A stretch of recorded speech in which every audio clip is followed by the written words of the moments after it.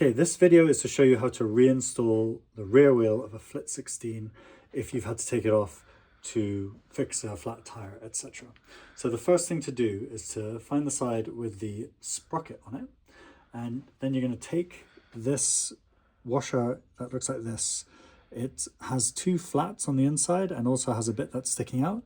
You're going to insert that over the top of the axle, and it will only fit in one of two orientations.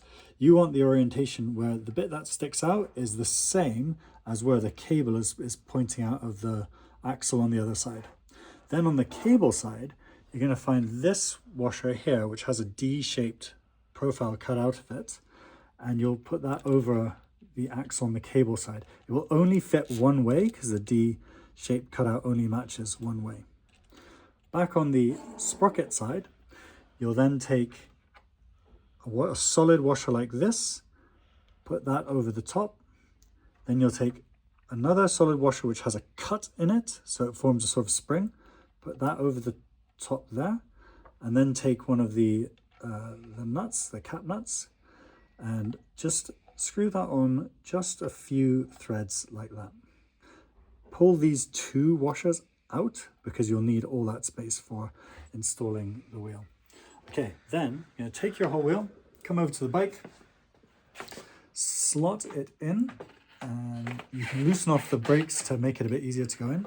And then what you're going to do, once you've got it the right way around, you want to make sure the gear is on the side of the chain. So we'll slot that in here, past the brakes, like that. And then you are going to line up on the side with the sprocket, you're going to line up the washer with the bit that stops it rotating, so that points out down to the bottom of the dropout there. On the other side, you're going to make sure that D-shaped washer is sitting nicely over its cutout profile, like that, and that's going to sit on the inside of the arm like that. Then try to get them both in like that, and then if you have a tight rear swing arm, what you're going to do is hold the axle like this, pull out with your thumbs, and the whole thing should slot in like that. So it should pop in, and now that bit that's sticking out is stopping it from rotating, so that's fixed in there. At this point, just do up the nut on this side as tight as you can with one hand. So that should now be able to sit in there. And then this is for if you have the kickstand. What you'll have is a black washer like this, or black spacer like this. That sits inside the kickstand, and you'll have a nut that goes over the top. If you don't have a kickstand, you'll probably just have two washers that go in the same order as on the other side.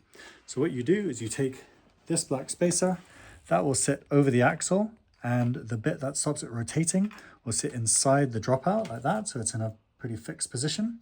And then the kickstand goes over the top, usually about halfway up the slot, and then the nut goes over the top again.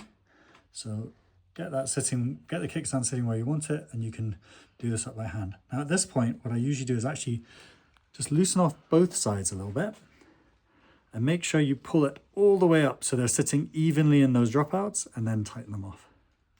So you can start off by tightening them off by hand, just like that. And then the final thing to do is to take either a spanner, ideally you have one that's the correct side, it's 15 millimeters, or a socket that's 15 mil as well, but you can use an adjustable, and you'll just tighten it off like that. Make sure it's nice and tight, because this is what's holding your wheel in at the end of the day, but don't do it tight so far that the wheel cannot move freely. Okay, so you're just tightening off both sides, and give that one last tighten there. That should be sitting in firmly. The last thing you'll need to do is put the chain back on, and also to reconnect the motor cable.